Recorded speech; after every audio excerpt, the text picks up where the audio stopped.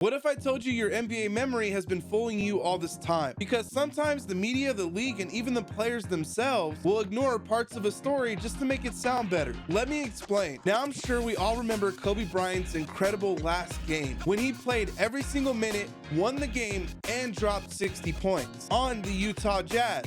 Right? Well, there's just a couple of hidden records the media left out on his incredible night. And one of them is technically one of the worst records anybody could have. When the NBA started tracking stats seriously in the 1983 season, Kobe actually holds the record for the most shots ever attempted in a single game that day with 50, which isn't hard to believe since he always had a reputation of rarely passing the ball. And when you take a deeper look at the numbers, Kobe's name actually comes up 5 more times in all-time field goal attempts in a single game. But remember his other record that game? The one I'm sure nobody would ever want? Turns out Kobe also etched his name in the record books as second place for the most misses in a single game with 28, which was only 2 away from the NBA record. And just in case you wanted to know who number 1 was, don't worry, you're already looking at him. Okay, how about when Michael Jordan took a 2-year break from basketball in 1993 and switched to baseball to honor his father? Well, MJ actually didn't take a 2-year break, but only a year and a half. While there are a lot of conspiracies that claim the real reason Jordan took a break was because of his gambling issues, the real reason he took a break was that he didn't have anything left to prove. And the only reason he went back to the NBA was because his baseball development took an unfortunate turn. See, after spending a season with the Chicago White Sox minor league team, the players went on a long labor strike, which meant Jordan couldn't practice with the team's coaches. After a few months, MJ just got tired of waiting and announced he was making his return to basketball in March 1995. He even played the last 17 games for the Bulls, averaging these numbers,